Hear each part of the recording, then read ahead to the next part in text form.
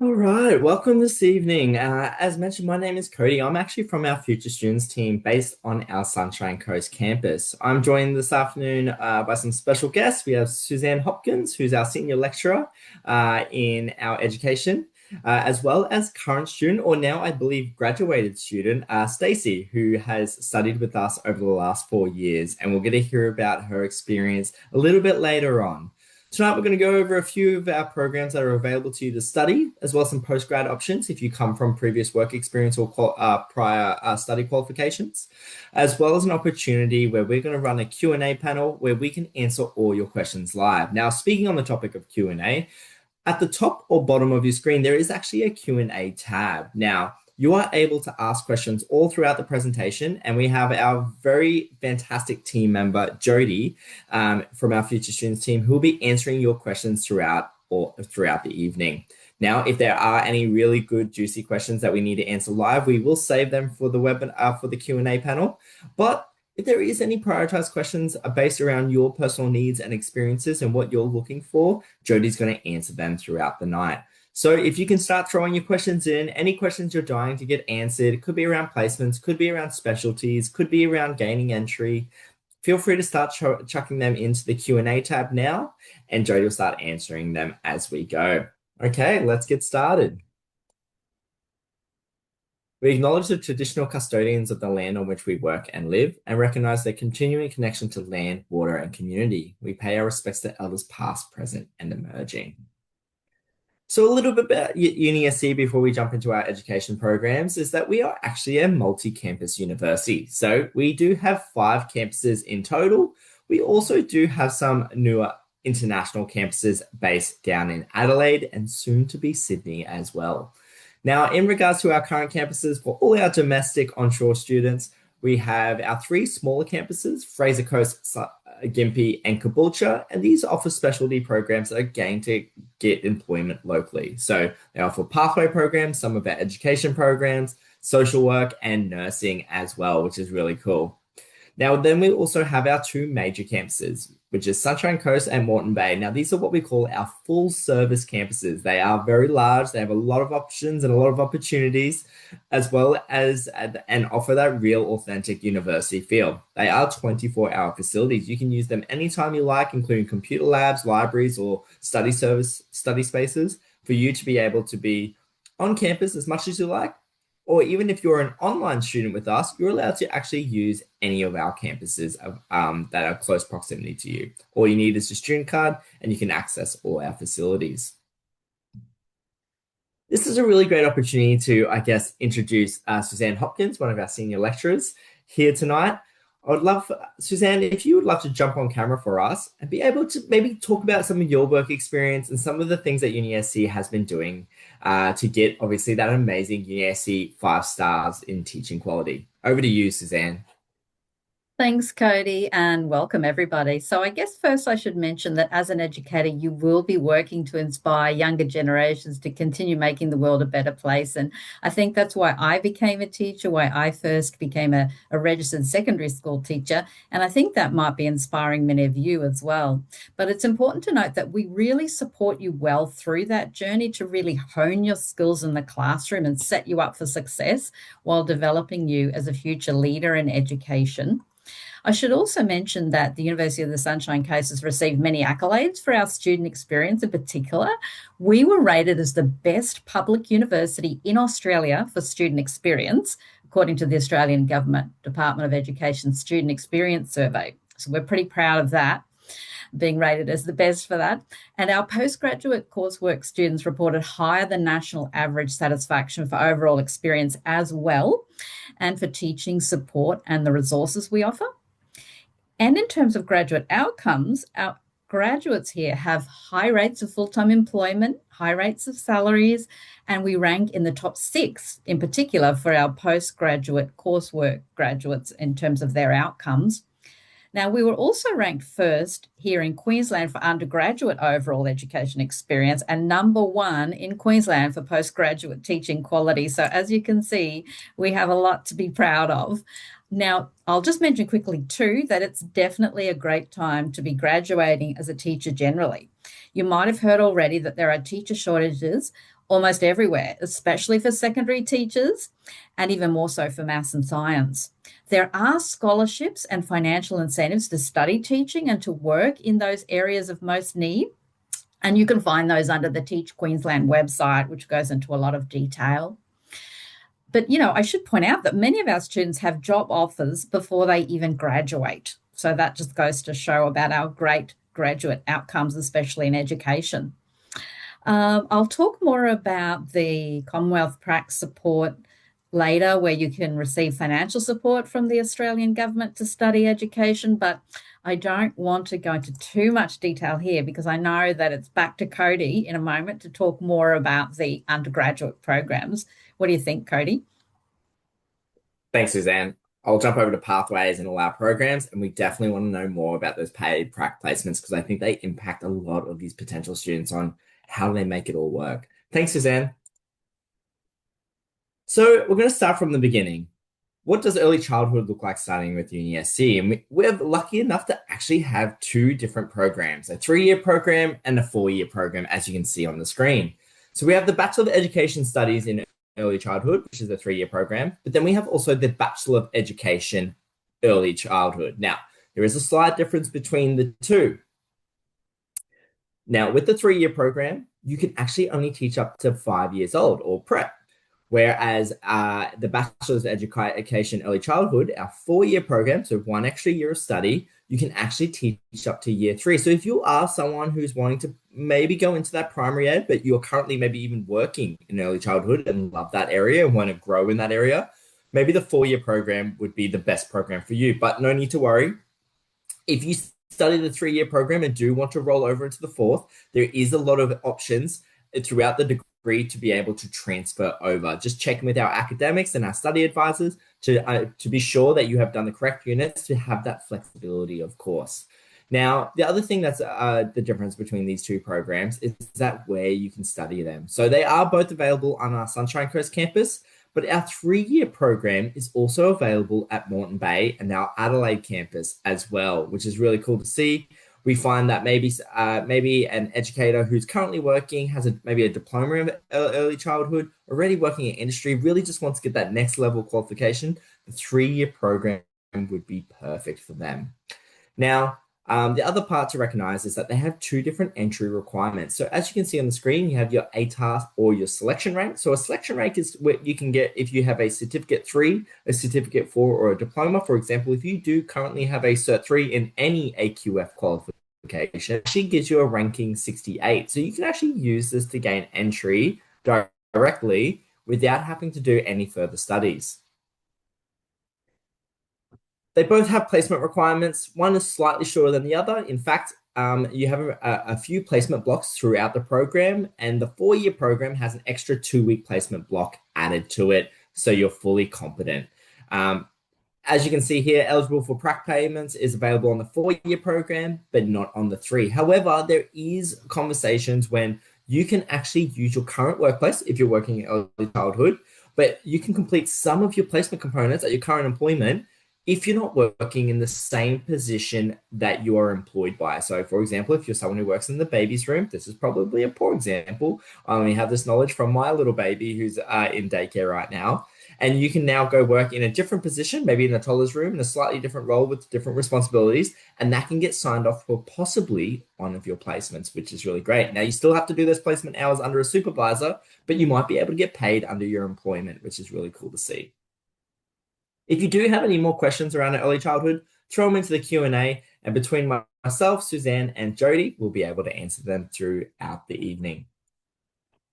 Now, moving on from early childhood is our primary program, which is a fantastic degree. It is a 4-year program. It requires a 68 entry, so a 68 ATAR or a 68 selection rank. So a certificate 3 or certificate 4 may help you gain entry. But it also has prerequisites. Prerequisites, so there's 2 types of requirements to gain entry into an education degree. One of them could be a recommended study. So that means we're going to give you some recommendations that, hey, if you have a background in these areas, this will help you have a better study experience. The only time it becomes forced is what we call a prerequisite. So as you can see here, we have prerequisites in English and maths. Now, if you are someone who maybe didn't finish school, or maybe you did do school, but you didn't do any ATAR subjects such as English and maths, and you're going, how am I going to gain entry? Well, we actually have a few subjects in our TPP pathway program. We'll talk about that pathway program a little bit later on. But if you don't have the entry requirements to gain straight entry into our primary education degree due to having those prerequisites, we have amazing fee-free courses that you can do at UniSC for your first semester before rolling into your bachelor's degree in your second semester, which is really great to see. Now, part of our primary education degree, you can see that there is a total of 80 days supervised teaching in local schools. There's also rural opportunities as well. And now we're really lucky tonight to have Stacey joining us a little bit later on, who has actually done a large amount of experience throughout her degree in doing regional remote placements. But keep in mind that you don't actually have to go and do regional remote. In fact, all your placements are allocated within 1 hour of your postcode, not the university's postcode, your postcode, which is nice to know that placement is organized in the vicinity of your home. We try to give you a large amount of exposure in different settings. However, we try to make sure that we're reducing barriers of success, which is good to see. You have an opportunity, completed discipline and specializations in STEM or English and literacy as a specialist to be recognized, or what we call a major, which is really nice to see. You can work with a range of children and families, attend professional development seminars to enhance your knowledge, and you can study at Sunshine Coast, Moreton Bay, or even our Fraser Coast campus up in Hervey Bay. Our secondary education is also a big program. Now, this also has 80 days of supervised teaching. Now, keep in mind, when we say 80 days, it's not done in one block. In fact, it's usually spread out over 3 placement blocks in total. One at the end of your first year, one at the end of your second year, and one near the end of your degree. I believe they call it an internship in education, where you really get to have that final work experience. And sometimes what we find is that some of our students gain employment before even finishing their degree through this final block of placements, which is really cool to see. There's a range of different specializations you can do, gain curriculum and pedagogy knowledge and skills in 2 teaching areas, so you get recognized for 2 different spaces. Learn how to plan lessons, assess students, and manage a classroom, attend professional development seminars, and gain eligibility to become a member of the Queensland College of Teachers. So keep in mind, though, that when you are looking at secondary, there is also prerequisites to gain entry into this program, which is English and maths. Now, keep in mind, if you are missing these prerequisites, or maybe you didn't do ATAR in school, or maybe you are looking at applying for university and it's been a very long time. As mentioned before, we do have some fee-free course pathways that are available to you, and we'll talk about tertiary preparation pathway in a second. So some of the specializations you can do in secondary education. You can do the Bachelor of Arts, where you specialize in 2 teaching areas such as English, geography, history, drama, Japanese, or mathematics, which is really cool. We also have BROS. This is one of my favorite programs. It's really popular here at UniSC, where you have the Bachelor's of Education Secondary doubled with the Bachelor of Recreation and Outdoor Environmental Studies. So you get recognized to teach in education centers, adventure or ecotourism. Really fantastic degree where you can work in high school settings, but also in a range of other work settings as well. It's a great combination putting them together. We also do the double with the Bachelor of Science. This means you can get recognized in biology, chemistry, mathematics, geography, or psychology, which is really cool to see. So you have a few different options. If you do have further questions around this, chuck them in the Q&A and we'll be able to answer them a little bit later on. I can see the Q&A tab is getting very busy, which is good to see. Jody is answering them as fast as possible, but we'll also answer them live a little bit later. I think this is a really great space to jump back over to Suzanne. Suzanne has a wealth of knowledge across our postgrad programs because we do have other study options available to you as well. Suzanne, if you could talk about maybe our 2 different postgrad options available to prospective students, that'd be great. And then we'll jump on how to apply. Sure, thanks, Cody. Well, if you already have a bachelor's degree and you still want to make an impact on young people's lives, you might want to think about enrolling in a postgraduate course like the Master of Teaching. And we offer Master of Teaching Primary or Master of Teaching Secondary. So they're both 2 years, full-time or the equivalent part-time. And you can study these at the Sunshine Coast campus or where I'm based at the wonderful Moreton Bay campus. So you have that choice. It's really about learning to inspire young students and apply existing subject knowledge that you might have in the classroom. Also studying core courses that prepare you to teach English, maths, science, technology, arts, history, geography, health and physical education. And as with the undergraduate courses or the Bachelor of Education primary, Bachelor of Education secondary, with these postgraduate options, you still have to do what we call PECS or professional experience. Now, that's done in 3 blocks, totaling for the masters 60 days of practice teaching. So there's a bit less practice teaching in the masters than there is in the undergraduate, because you already have a bachelor's if you're doing this course, but you still have to do quite a bit of practice teaching, which is wonderful because you get that real world experience and you're well prepared to apply the professional standards for teaching in the real world of the classroom. You also get an opportunity there to gain experience, if you wish, rurally and remotely. Now, the Master of Education or the Master of Teaching Secondary does build on existing subject knowledge as well, with discipline-specific courses preparing you for the classroom. And it also has the supervised professional experience in 3 blocks, totaling the 60 days with practice teaching. And again, that opportunity, same as the Master of Teaching Primary, to gain experience rurally or remotely. There are scholarship opportunities available. Now, this might be a good time for me to just jump in and remind everyone about a really exciting development that just came on board last year. So, not sure if you know about this, but the Commonwealth Prac Payment, or CPP, is up and running, and it's a financial support from the Australian government. It helps our education students cover the costs associated with these mandatory placements that are required in teaching programs. Now, eligible students, thanks to the Commonwealth Prac Payment, can receive, I believe it's $331.65 per week currently, during that mandatory placement. That amount is based on a single study rate and it's means tested, so not everyone will be eligible, but those who need it most will have access to it, which is wonderful news. Okay, so the other thing I'd really like to mention in regards to what we call professional experience, or PECS, or you might know it as PRAC, which is that we don't just send you off to the school and leave you without support. There's a whole lead up to the practice or professional experience placements where you do a whole course, which is all about supporting you through professional experience and introducing you to, for example, to the professional standards, or the Australian professional standards for teachers and so on, to help you understand and develop your teaching practice and professional experience before you hit the ground. So you get all that support leading up to the experience, throughout the experience, and after it as well. So you get lots of experience about demonstrating those professional standards for teaching that you need to be across, so you can have a maximum impact on all learners.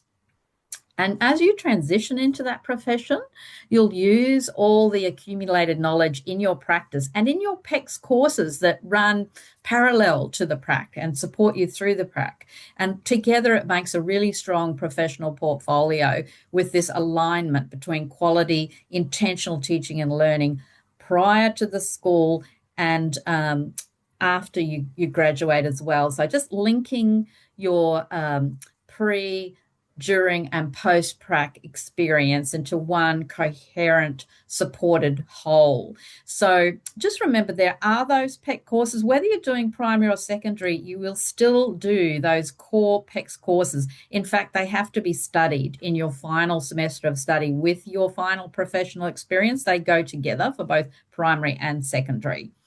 Okay, so just wanted to talk a little bit more about that, but I think it's time for me to, is it time for me now to throw back to you, I think, Cody? Is that okay if I hand to you for the next? Thank you.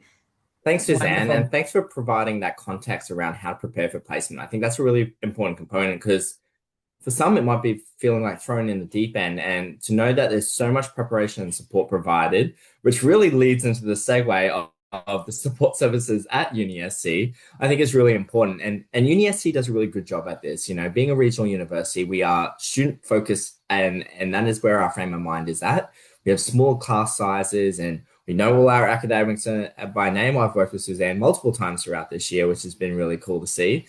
And it's a really great opportunity to highlight some of the amazing things we do in our support services for our students on campus, but also our students online as well. So we have academic and study support. This could include some of our bridging programs, our referencing support, referencing workshops on our online library. There's a few different options available to you. Highly recommend if you are looking at studying with us in February next year, go to orientation.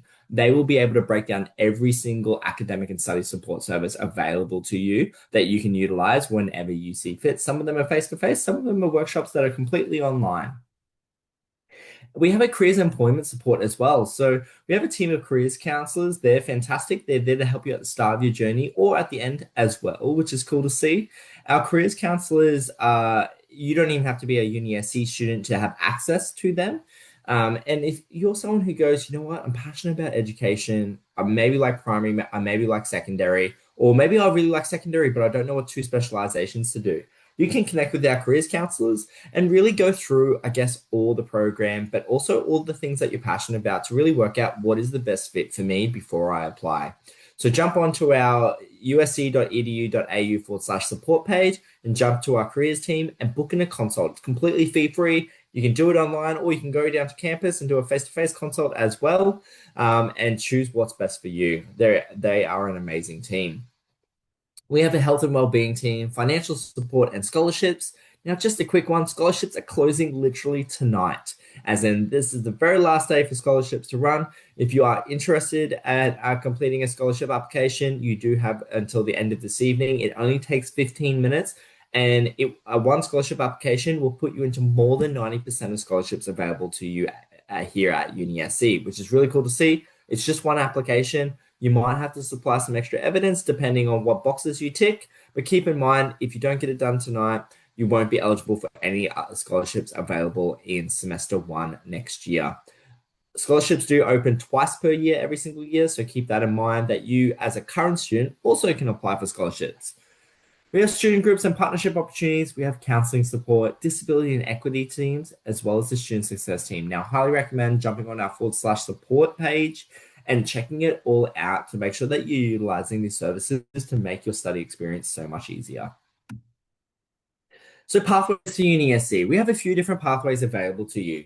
We have our traditional ATAR pathway. So if you're a high school student, or maybe you went to high school in the last few years and you received an ATAR, this is a great way for you to apply for UniSC.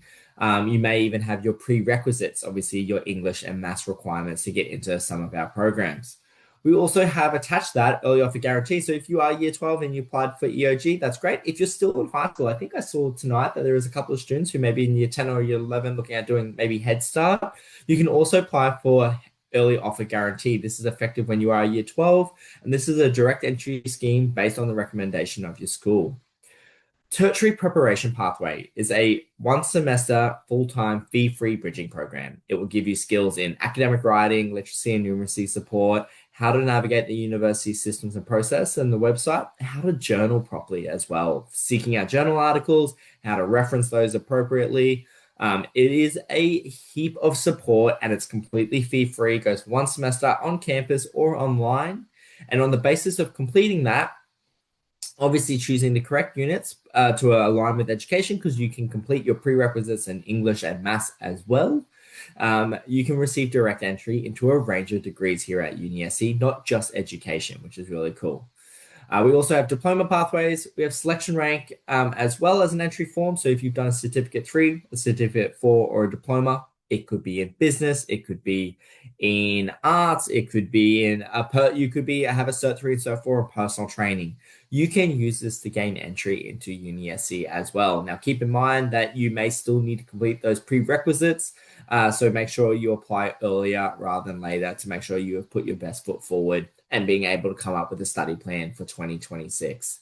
We have Access UniSC scheme. Jump on our website if you want to know how those adjustment factors really work, as well as Indigenous direct entry and access scheme. As you can see, there's a lot of different ways to gain entry into UniSC. Not one pathway suits everyone, so therefore there is so many different ways designed to help you gain entry into UniSC, no matter what your previous study history looks like, or if you're completely changing careers And this will be your first time jumping into university as well, which is really great. So how do you apply? So at university here, we you apply through QTAC. This is the Queensland Territory Admission Centre. This is a third-party admission centre where you go apply. You get six preferences: your dream course, your secondary course, and a pathway program. Now you do get six preferences. You don't need to fill out all six, but if I could make a recommendation, apply for your dream program, and then as your secondary preference, please at least put in TPP, our fee-free bridging program. So no matter what, if you don't gain entry into your dream program straight away, you have set yourself up for a pathway program into that dream program, being obviously TPP, which is a really great option.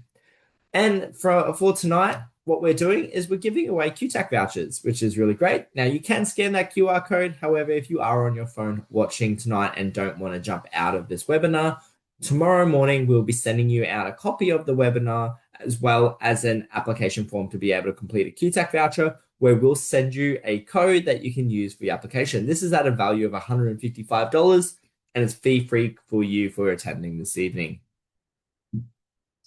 All right, my favorite part of the evening. If I could have Stacey and Suzanne jump on camera for me, I think this would be a really great opportunity. Hi, Stacey. It's so good to see you again. Although we've met Suzanne just before and she was able to introduce herself, Stacey, would you be able to introduce yourself and give a little bit of background, what you studied? I believe you have just graduated and what's that been like as well? Thank you. Over to you. Hi, I'm Stacey. I have just finished my Bachelor of Primary Education, which took 4 years to complete.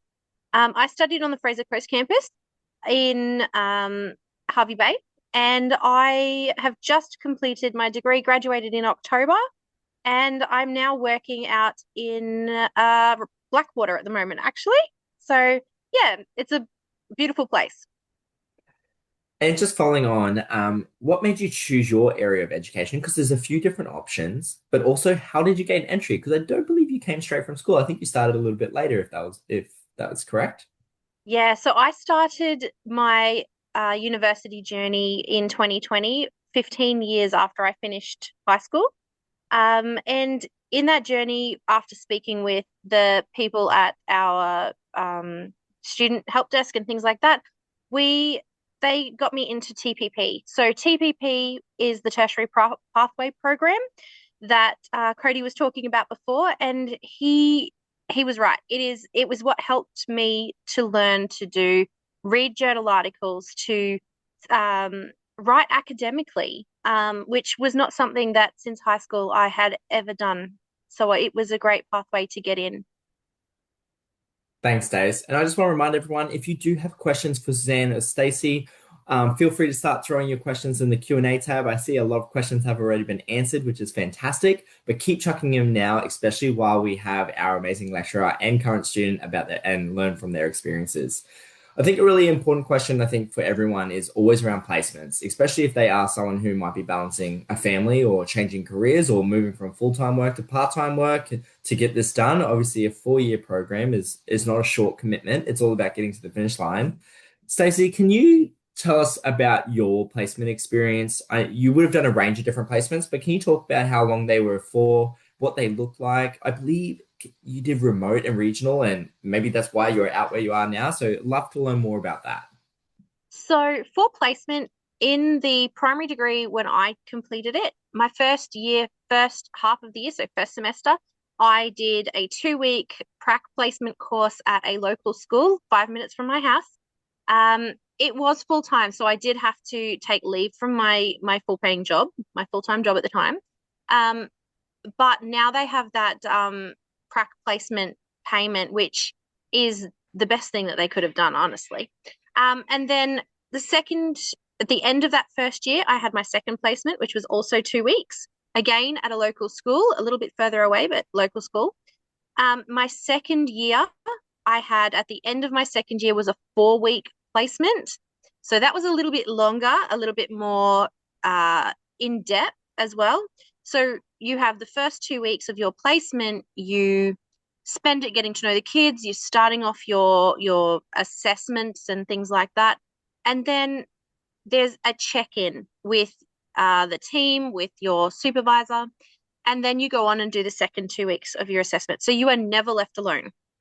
There is always someone from the university in contact with you pretty much throughout your whole placement. At the end of my third year, I then did my third year prac, and that's the one that I decided to go remote or rural. At the end, and that one, I did all of my contact with my prac supervisor via Zoom. We got in contact. She spoke to me quite regularly. There were scholarships available to be able to go remote. And those made that going on placement and walking away from my job for 4 weeks so much easier, less stressful. It was one of those scholarships that is in that 15-minute scholarship that Cody was talking about application. And it is one of those scholarships. And then my fourth year, I did remote and rural because I loved it so much out here, was offered a position prior to even full-time position, prior to even coming on my fourth year prac, signed my contract, and I actually started straight after my prac teaching in the school that I am now in. So that was going on pracs out here, going on placement out here, meant that I could build those relationships with the staff and the students at these schools, where I then gained employment. So, and everybody in my teaching cohort has now gained employment within the last 6 months. That's amazing. And can we dive a little bit deeper around that remote regional placement, more about how to choose? I think students do have a worry about, I'm going to sign up for education and I might, I'm balancing all this stuff outside of my studies. I might get forced to go to remote regional. Can you talk about the application process or how it works, and especially between local and remote? So I chose to go remote, rural and remote. You do not have to. As you said, you will always get placed, and the UniSC placement team does find placements for you. If you're doing local, you don't generally have too much of a say over where you go. However, with remote, and rural, you put down 3 preferences of schools that you would like to go to. Our placement team then speaks with those schools, gets in contact with them on your behalf, and organizes that placement for you. So you don't have to, you can choose. So I chose Capella and I chose Blackwater. They were the 2 schools that I wanted to go to. They are the 2 schools that I did go to. It could be, you could choose, they try not to go too remote with placement, just in case something does happen. If worst comes to worst and you have to pull out of your placement, then it's easier to get home from a rural location than a remote location, if that makes sense. But yes, you have a chance. You can always ask. Yeah, so you have the option to do all your placements locally within the vicinity of your postcode, but you have the opportunity as well to apply for regional and remote opportunities as well. And it sounds like for you, they really made your degree in terms of where you wanted to go from there. So it sounds like an amazing opportunity, and to have a job before you even finish your final year is a really cool opportunity there to understand, I studied the right program because I've gained employment and now I'm having an amazing work experience. Suzanne, do you have anything further to add to the placement experience or how it's organized? Oh, Stacey's done such a great job. Well done, Stacey, and thank you so much. Brilliant job of covering everything. And so glad Stacey mentioned the tertiary prep program, such a strong, successful program that is staffed by the most wonderfully caring and supportive team. So can I just do a shout out to anybody there who doesn't have the traditional entry requirements to think about going the TPP or tertiary preparation pathway route into your bachelor's. It's a wonderful experience, and Stacey's a shining example of that. In fact, many of our TPP students come back and say that learning how to write an assignment, learning study management and time management skills really set them up so well for bachelor undergraduate degree study. Especially if you're a mature age student and you haven't done any study for a while, you might choose to do TPP to sort of upskill and get back in the swing of learning those academic writing skills and study management skills. So fantastic plug for tertiary preparation. A little on myself, I guess, is that I actually teach at both ends of the academic journey. So I do teach myself some of the tertiary preparation pathway subjects. like on academic communication, for example, and those kinds of how to write an essay type courses. And at the other end, I teach postgraduate students on research methods and theories. So I get to see the full spectrum of our wonderful students. But back to prac, Stacey's covered all the really key points. We do study prac in full-time blocks, and they're usually between 1 to 5 weeks. But there is that fantastic point Stacey made about this government scheme or the Commonwealth Prac placement to provide that financial support while you're undertaking the placement.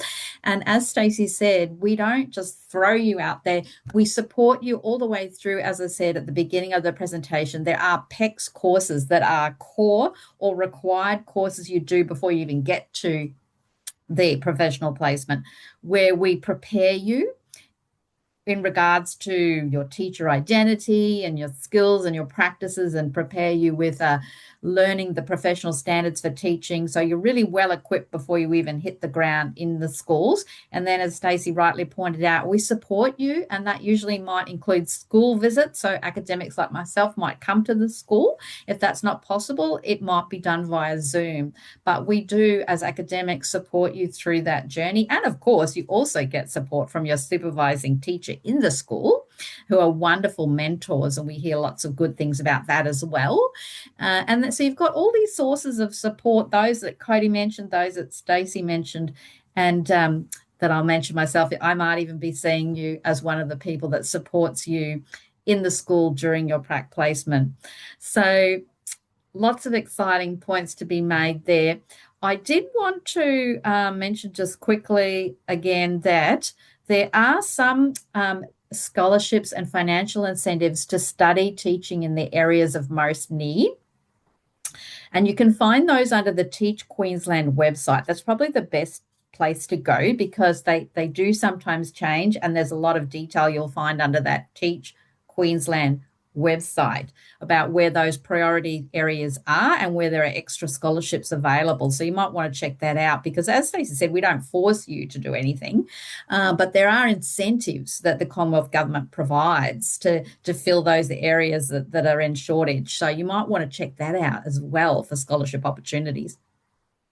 Thanks, Suzanne. And just the very last question that's come through from Rebecca, one of our attendees tonight, to Stace.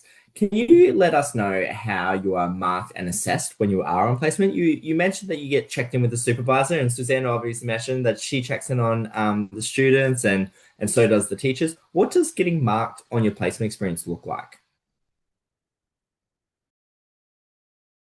Unmute the phone. So when you're getting marked, you're getting more, what's the word I'm looking for?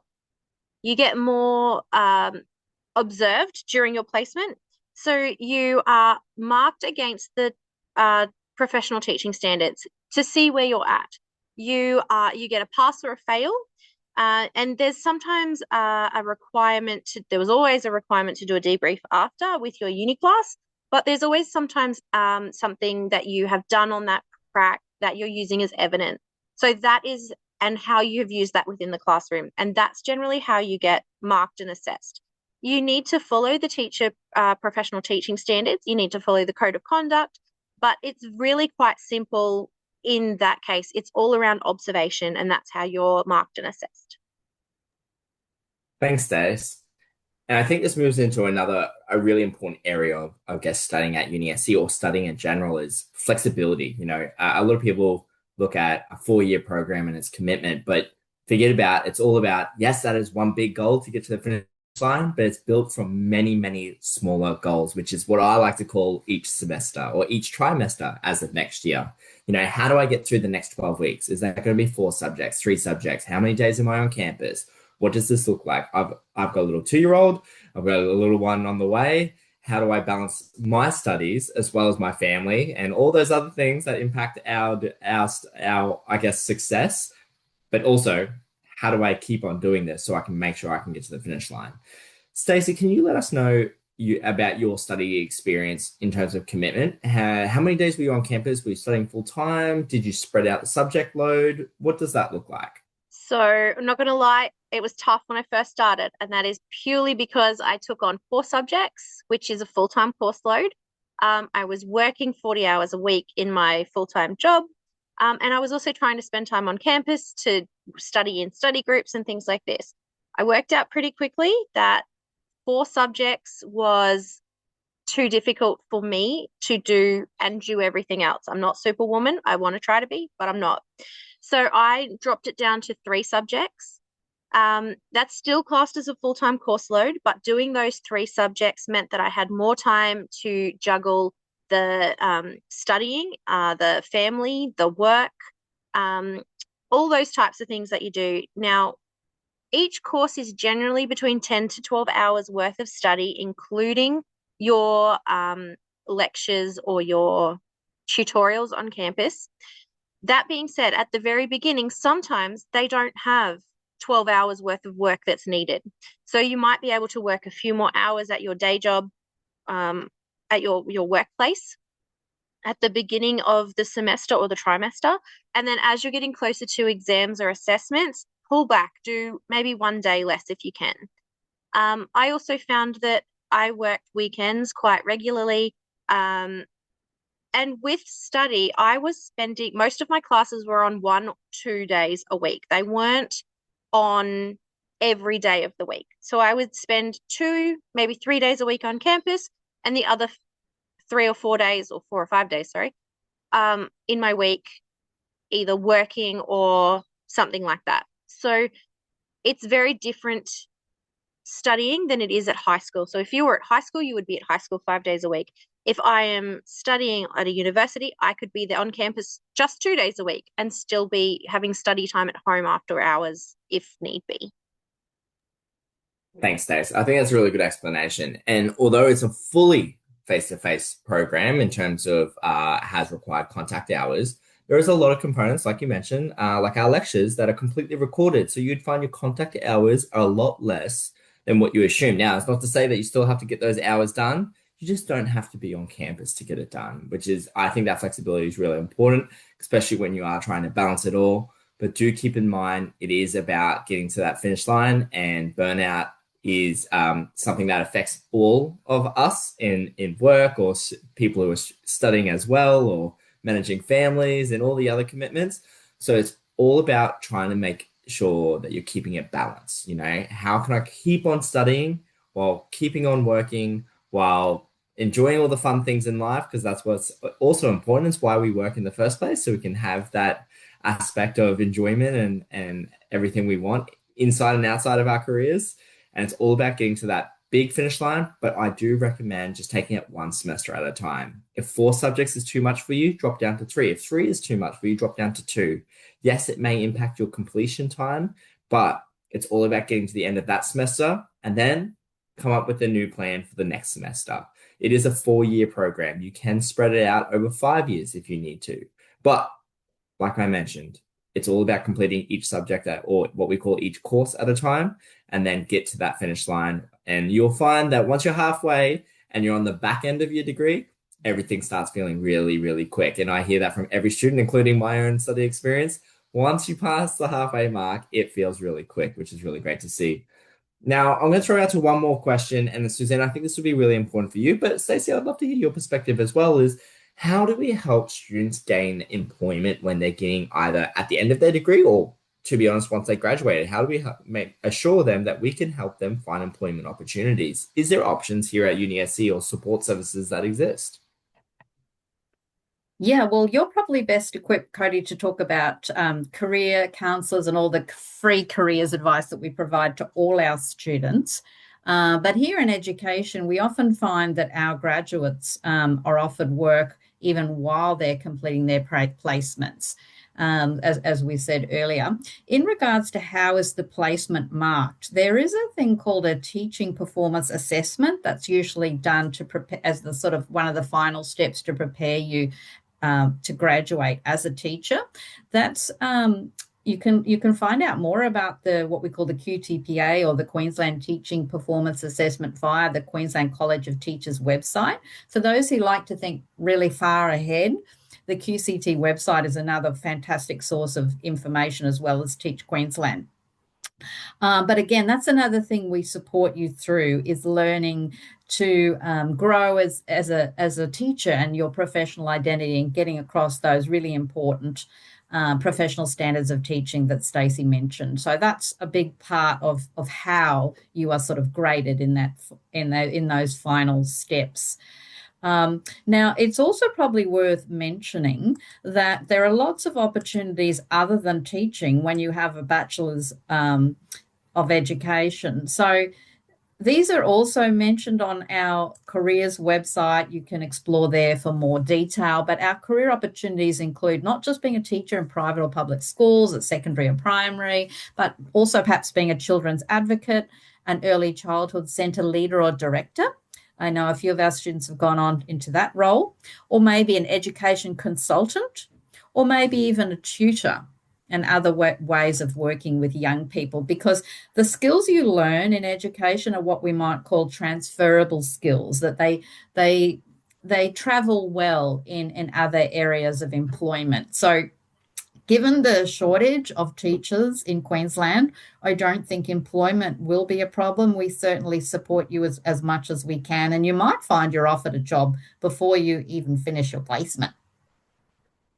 Thanks, Suzanne. And don't forget, I have met a lot of students who end up moving into research, PhDs, and become academics themselves, and they never leave and they never leave the university. I know Stacey, I believe I was talking to Stacey actually a month or two ago, and she's also enrolled into an ICT program now. So to upskill herself in computer technologies, which is really cool to see. But Cody, great point, and perfect segue for me to put a plug in for our future students to come back as well, because as I said earlier, I teach at both ends of the spectrum. So, you know, I would love you to come into TPP if you need that alternative pathway.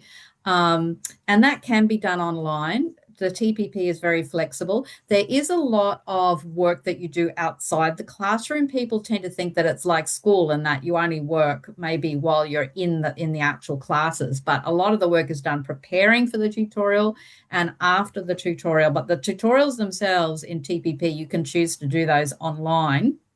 I should mention, though, in regards to the flexibility question, a few points about the actual flexibility of the other courses. So I should mention that we don't have bachelor degree programs that are offered fully online. So if you are doing the Bachelor of Education, secondary or primary, those ones are not offered fully online. They're offered in what we call blended mode.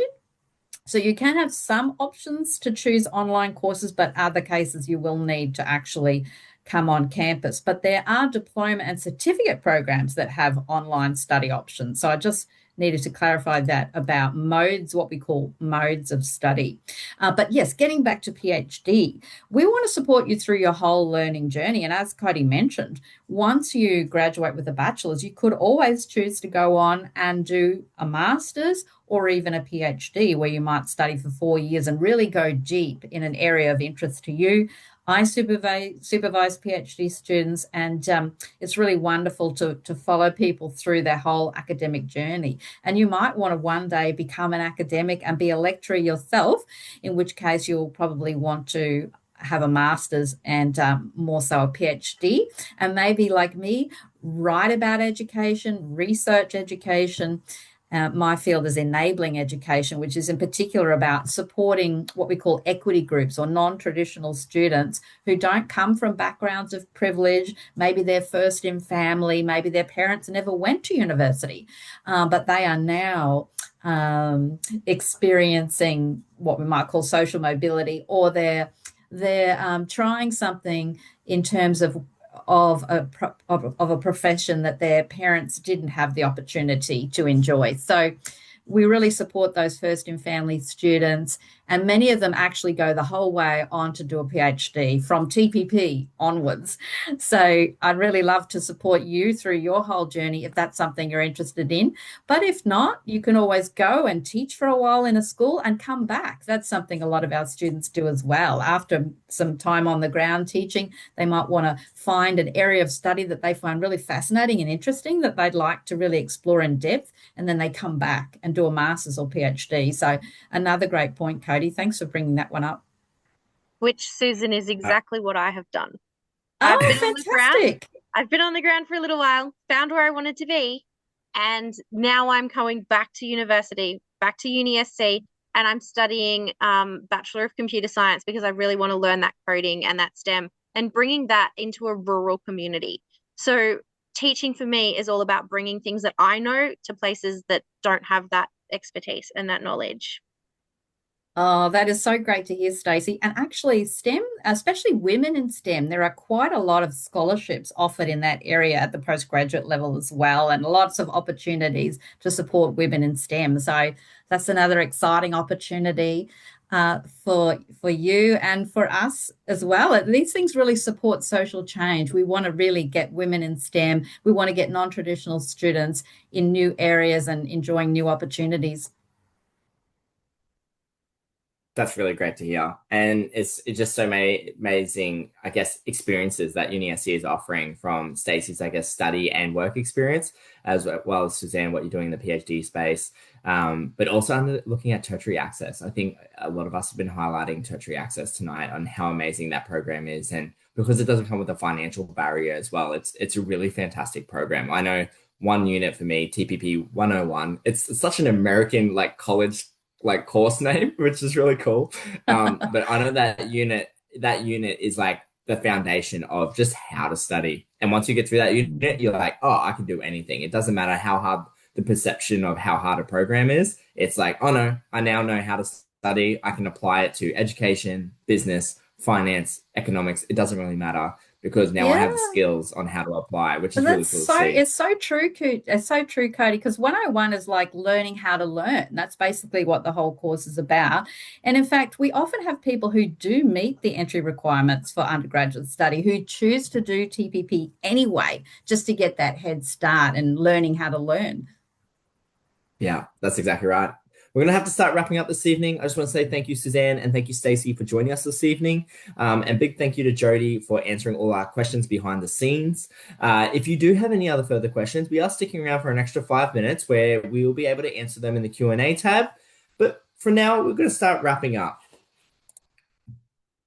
So if you do have any other further questions that you would like to have answered after today, or you would like to book a campus tour, you can actually book a call with one of our uni experts and we can answer all your questions, as well as that if you book a campus tour, our study advisor will be the one who is taking you around the facilities, which is really cool. You can literally just jump on any of our program pages and you'll see a tab there saying book a call or book a campus tour. Just press that tab and book in a time that suits you at one of our local campuses or completely online with one of our study advisors. That exact same team is actually our Student Central, and you can actually call them anytime, Monday to Friday in business hours, 0754302890. And that team is really there to help you. If you are a little bit lost on your QTAC application, maybe you don't know exactly where you want to go on how to apply, or once again, we'll talk about QTAC preferences before. Maybe you're wondering, what does TPP look like for me? How can I get this done to get into my dream program? Give Student Central a call. They'll be able to help you. Now, keep in mind, tomorrow morning, we'll send you out a QTAC voucher form where you can complete that. We'll send you a code where you can complete your QTAC application and be ready for 2026. Now, those vouchers are designed for you to start studying in February. If you are looking at studying maybe halfway through next year or maybe the year after, don't bother applying for a QTAC voucher just yet, but keep up to date with us. We will give out QTAC vouchers in the future again if there is funding available to do so, which is really great to see. Once again, if you have any other questions tonight, we're going to stick around for a couple more minutes and we'll answer them, I guess, online, but offline. And thank you, Suzanne and Stacey, for joining us this evening. We look forward to seeing you guys at orientation and at campus next year. Have a great evening, everyone, and look forward to seeing you soon. Thank you.